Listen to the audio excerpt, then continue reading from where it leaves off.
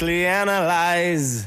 And critically analyse indeed. Grant Brindle here with you for Media Moves for this month of August. And Media Moves, as irregular listeners will know, but for those who are new, is brought to you by the South Australian Association for Media Education Incorporated. This is an access program here at PBA-FM 89.7, and also you can tune in, of course, via the World Wide Web.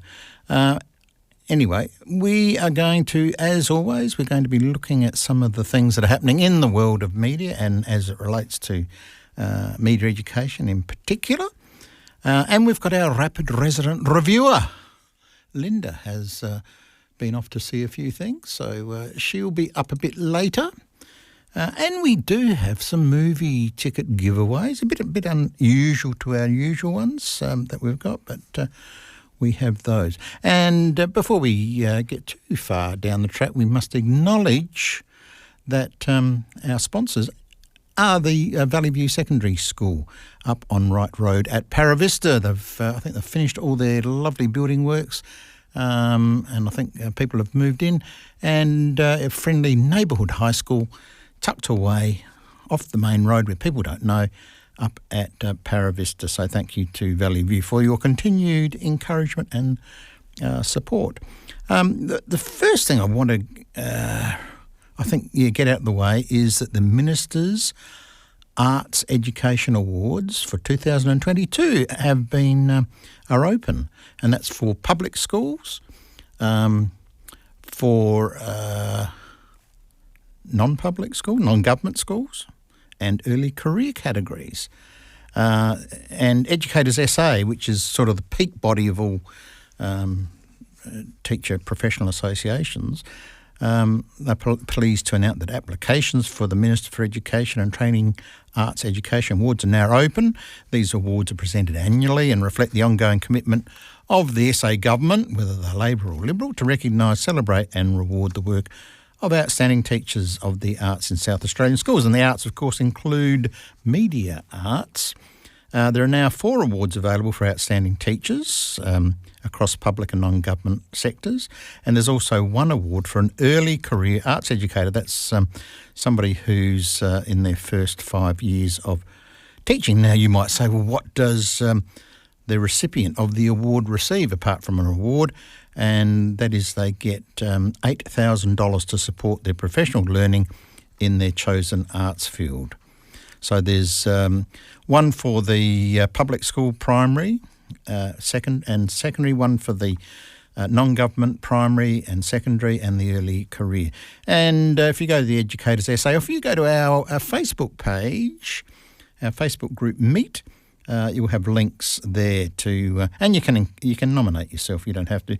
And interestingly, people in the past have used those funds to go off and travel around Australia and some even overseas to further their knowledge and experience in teaching the arts.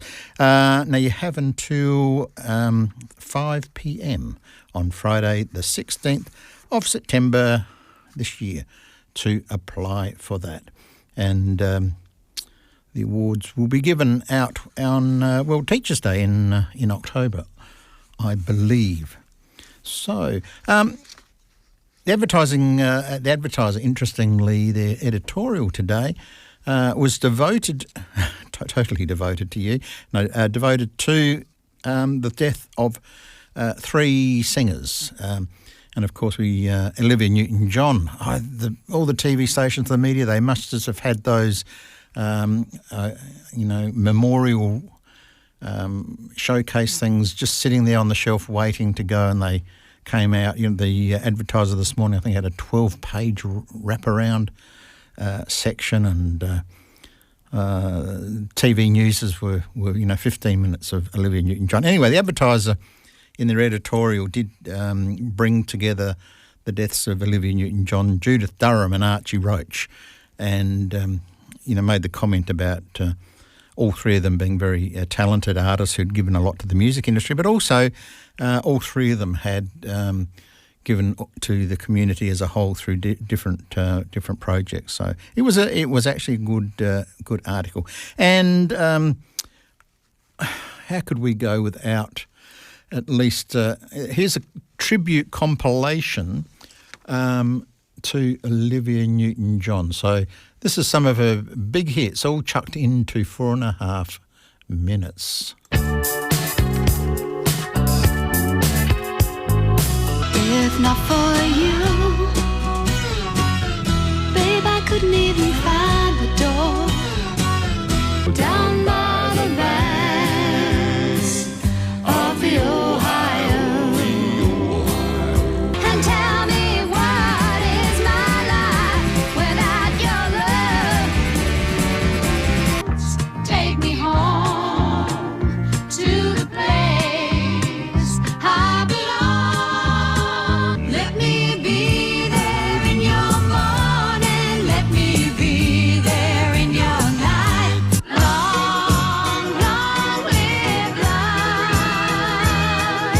If you love me, let me know. If you don't, then let me go. I love you. I honestly love you. Have you never been that low? Have you never tried? Please, mister, please, don't play B-17. The moon is wasting its shine, shining on me until I see you again. Is there anybody out there who can shine anytime? Come on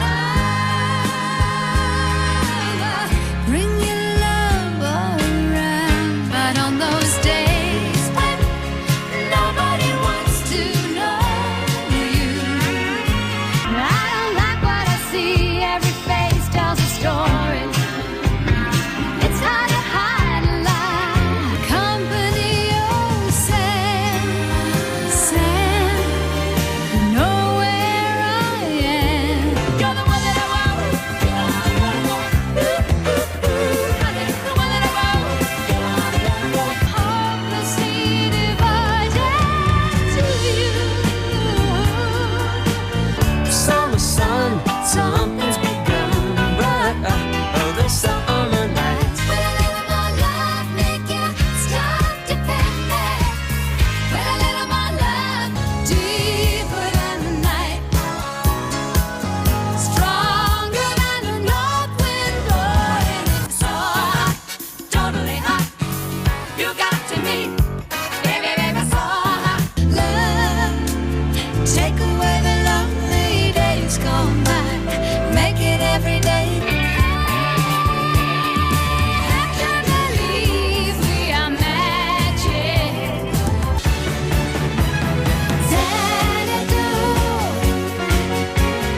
Xanadu. Suddenly, the wheels are in motion, and how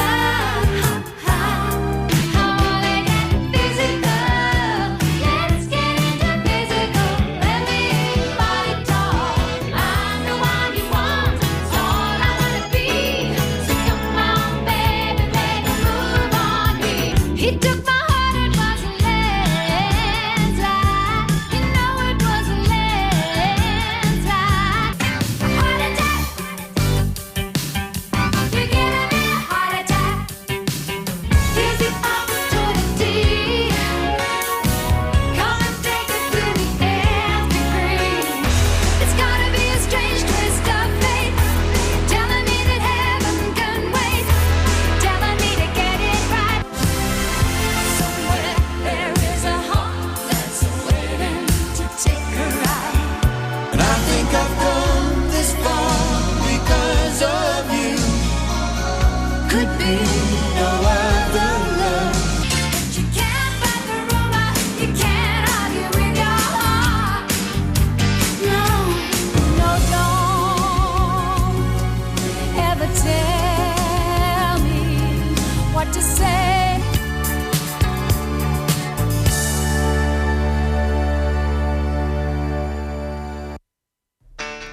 Elvis, starring Austin Butler, Tom Hanks, Richard Roxburgh and a cast of many. From his rise to fame to his rock and roll stardom. This is the story of Elvis Presley and his so-called manager, Colonel Tom Parker, over 20 years. A very good film. 10 out of 10. Where the Crawdads sing. Abandoned as a girl, Kaya raised herself in the marshlands of North Carolina. For years, Barkley Cove has been haunted and heard rumours about the marsh girl. Drawn to two young men from her town, Kaya opens herself to a whole new world. A very good film. 10 out of 10. And until next time, bye for now, and I'll leave you a little bit of Elvis. I feel my temperature rising. Movie Music Morning on PBA-FM every Thursday from 9 a.m. Now I gotta cut loose. Join Linda for all the latest information about cinema releases, what's new to the DVD scene, 80s music and much more. It's astounding. Movie Music Morning with Linda, Thursday mornings on PBA-FM 89.7. And you're listening to PBA-FM Media Moves with Grant Brindle. And just before that, you heard Linda, our rapid resident reviewer, who can, as you heard, can be heard tomorrow morning on this station. Let's just, and before that, we had, that should have been a question for movie tickets, is how many of Olivia Newton-John's songs were featured in that compilation. No, I'm not that cruel. Not that cruel. Anyway, just some bit of news. Interesting article in the Advertiser. Indigenous leaders have blasted popular Australian reality TV shows for using the acknowledgement of country, which is interesting, isn't it? Labelling the gestures as unnecessary and condescending to Aboriginal people. The block on Channel 9 showed an acknowledgement of country before the new season premiere on Sunday night, and they, did the usual thing, respectfully acknowledges the Wurundjeri, blah, blah, blah, blah, custodians. And then on Channel 10 on Sunday, the Masked Singer host Osher Gunsberg also began the show with an acknowledgement of country. We welcome you tonight from Gadigal Cunt Land, a place of beauty and abundance, and we pay our respects, so and so. But Wurundjeri elder Ian Hunter said the block's acknowledgement was, and this is a quote, totally unnecessary. When too many people use it very lightly, it devalues our ceremonial programs and it's condescending, he said. Anthony Dillon, who is Australian Catholic University social scientist and Aboriginal expert, said of Nine's acknowledgement that it was a tipping point. I'm definitely not a fan of it. It's become oversaturated, just like the warnings for Indigenous viewers on TV stations that warn there could be images of deceased persons. It's only applicable to a very few people. So, that's an interesting one. And talking about interesting one, TikTok, there's one that's certainly... A content moderator at TikTok is suing the social media giant for allegedly failing to take measure to protect her mental health after she watched hours of traumatic videos, including cannibalism, rapes and suicides. And there's a proposed class action lawsuit. Candy Frazier, who worked for a third-party company, said TikTok had not followed industry standards. Moderators typically work 12-hour shifts with 1 hour off for lunch and 2 15-minute breaks. And she claimed that TikTok failed to implement technical safeguards for moderators, including blurring or reducing the resolutions of videos the moderators have to watch. The court filing said Ms. Frazier was forced to watch depraved acts as a part of her job. For example, this is a quote, plaintiff witnessed videos of a smashed open skull with people eating from it, a woman who was kidnapped and beheaded by a cartel, a person's head being run over by a tank, a man eating the head off a rat, a fox being skinned alive, a man falling to his death off of a roof that included audio impact of his body, school shootings including dead bodies of children, politicians shooting himself, backyard abortions, child abuse and child sexual assault. She's also, Ms. Frazier, that is suing TikTok's parent company, ByteDance. And it's not like ByteDance can't afford to be sued, because in the fiscal year 2020, ByteDance made about $34.3 billion US in revenue. Documents also said due to strict monitoring of the moderators' activities, there is increased pressure on the staff to watch as many videos as possible. TikTok implements software that tracks moderators online and via camera. It also tells moderators that they should only review 25 seconds of each video. The intense pressure moderators are placed under, as well as the content they're required to watch, makes them more likely of suffering post-traumatic stress disorder, Ms. Frazier said. So, watch this space. Let's have a quick listen to Media Watch, talking about things that are going on. This is a case involving fake news. And finally, to the price of spreading fake news. And you'll be delighted to know it's high. A Texas jury has ordered conspiracy theorist Alex Jones to pay $45.2 million in punitive damages to the parents of a first grader killed in the 2012 Sandy Hook Elementary School massacre. That's in addition to $4.1 million in compensatory damages.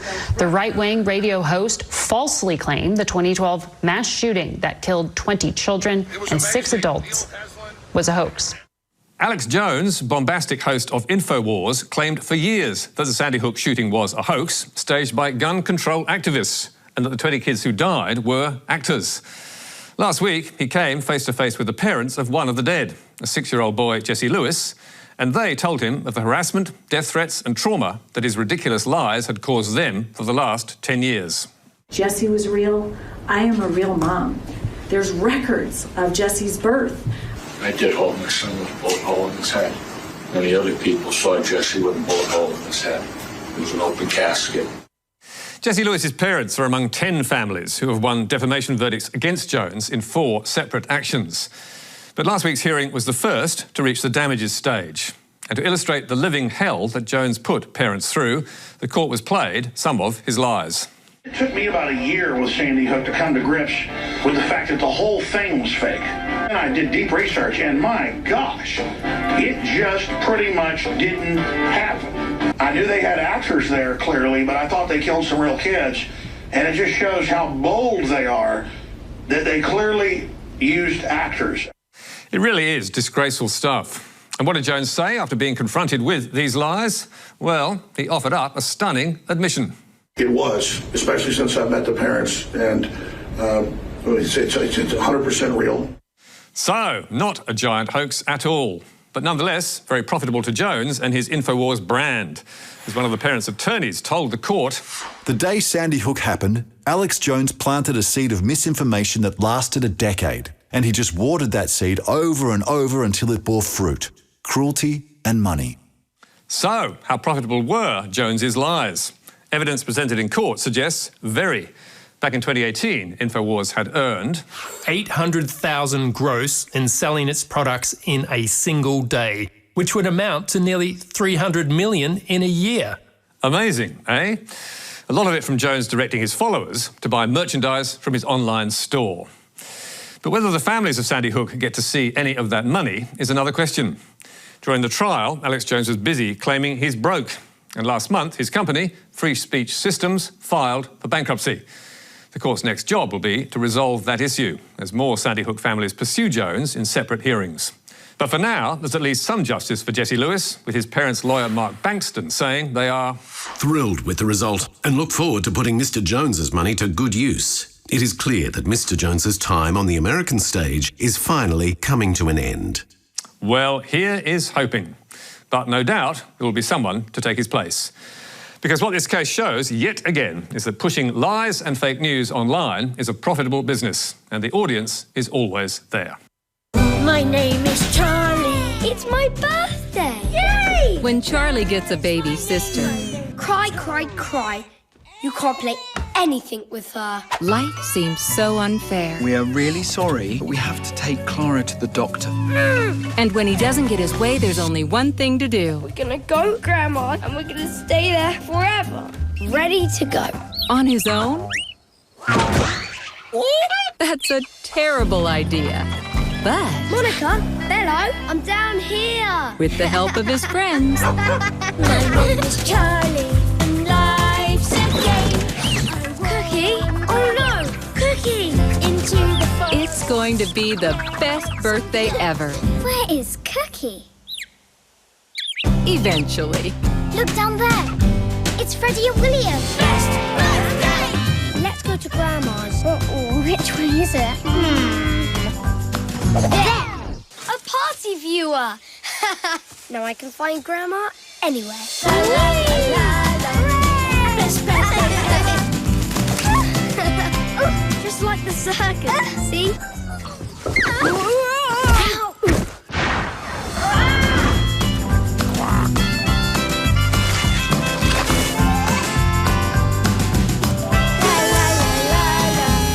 Best birthday ever.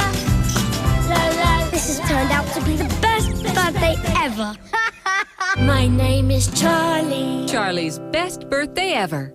Coming soon. And that's the movie that's coming out tomorrow. And we've got some free passes for it for 4 people. It's, as you heard, it is for young people. So, unfortunately, the Rock Hard team, I think, are probably in the older category. But it's based on a best-selling book series by Rotrat Suzanne Bernard, who's evidently a very well-known child book illustrator. So, and the voices for the Australian, the English version are Jonathan Bailey, Jennifer Saunders, and Adrian Edmondson. So I'll have a difficult question in a minute, because I'm going to have to get out of the way because these others are pacing their things. I'm going to actually finish with another Olivia Newton-John. This one is her and John Farnham, and it comes from the 2000 Olympics, Dare to Dream. And so the question is going to be, what is the name of this song? 82503735. Grant Brindle saying a goodbye until next month.